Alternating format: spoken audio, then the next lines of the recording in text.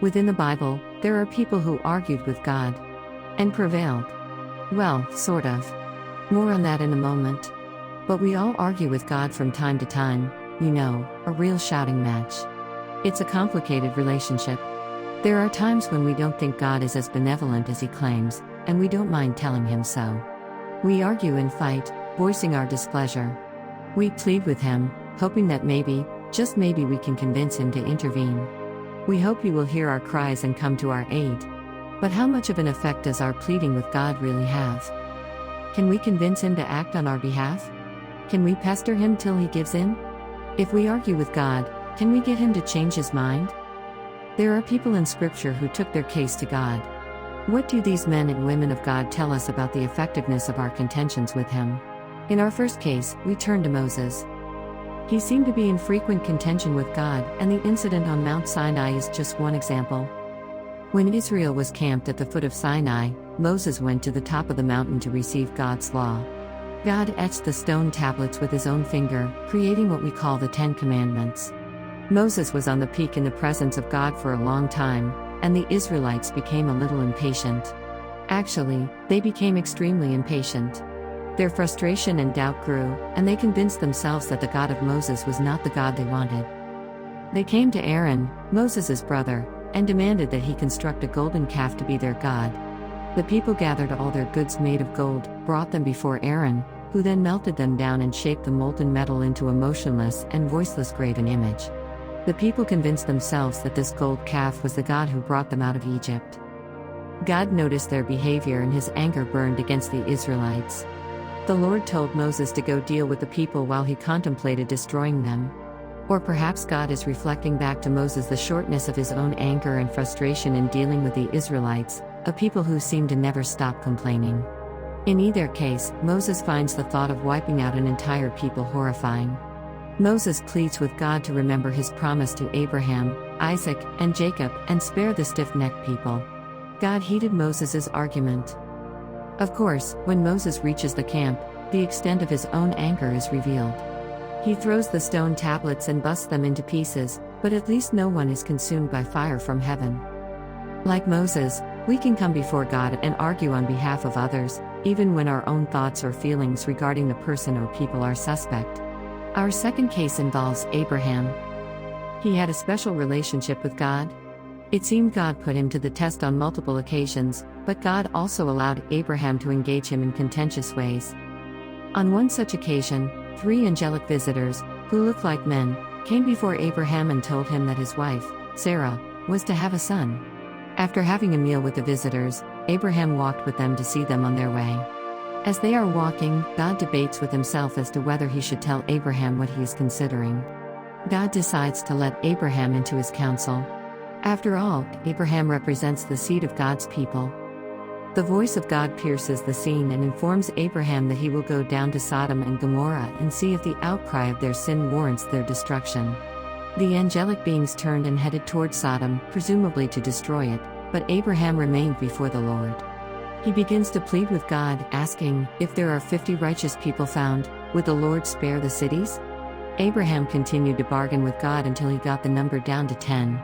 It's not clear whether Abraham was concerned for all the inhabitants of the cities or whether he was simply hoping to save his nephew Lot, who resided in Sodom.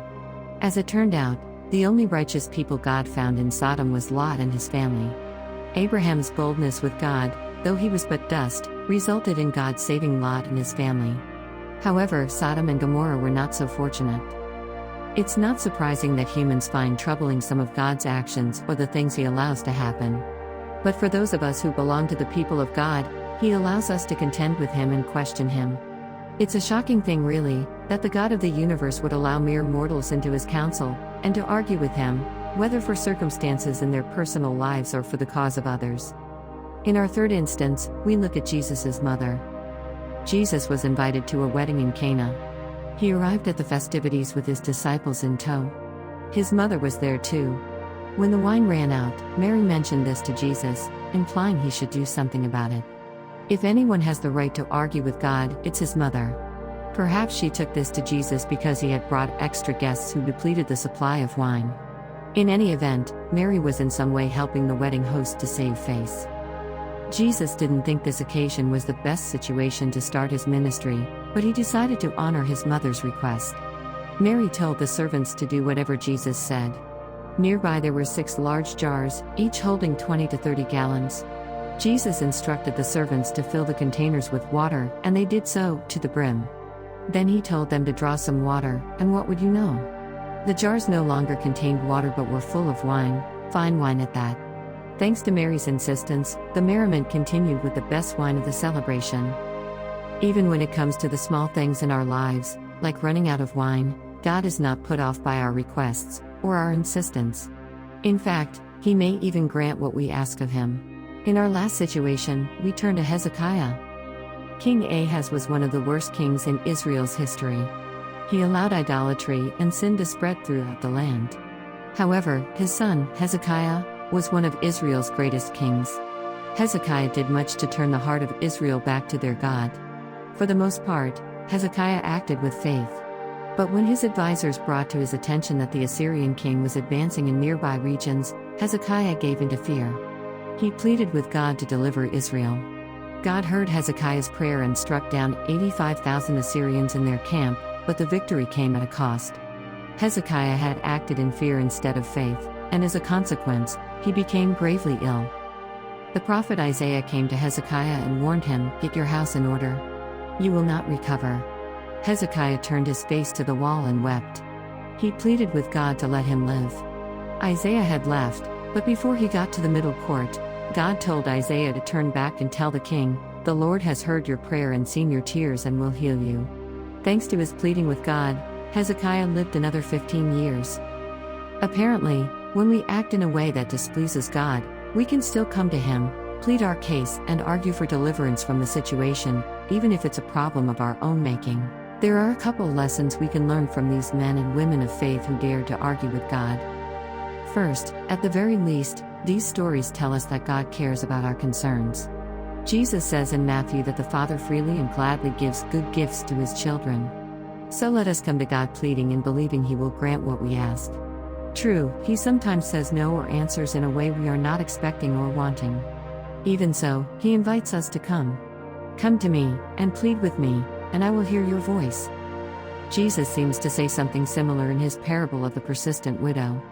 A woman goes to a judge who ignores her, but she is not to be deterred. She pesters him until he eventually gives in to her incessant pleading for justice. Jesus' conclusion to the story is this: God, who is just, unlike the judge, hears our cries and does not put us off but acts on our behalf. Second, we may not completely understand how God works, but based upon these stories, it does seem that our beseeching has some effect to some degree or in some manner. It appears he welcomes our imploring, even our arguing and disputing, as a way of participating in what he has planned. We become partners with God in seeing his will accomplished in the very situations for which we are praying. It seems that God's plans or decisions include our thoughts too. Not only does God debate with himself, but he allows us to enter the discussion. He permits us to contradict him, even argue with him as a part of the dialogue necessary for achieving his purposes. He let Moses and Abraham dispute with him that they would share in the mind of God on the matter. We should approach God boldly with the expectation that he will act in our situation, but let's remember that our personal stories are but a single page or scene in much larger story. God is weaving a beautiful tapestry, and every blessing or tragedy is meant to intertwine each thread of his work into wonderful harmony. We don't know why God seems to change his mind at times in Scripture, but these stories show that God is a God who is willing to stoop to us. He is not entirely detached or separate. Ultimately, we contend with God because that's what he wants. So go ahead, argue with God. He welcomes it. Let us know in the comments what you think. Does God change his mind? Can we prevail upon God? And thanks for watching.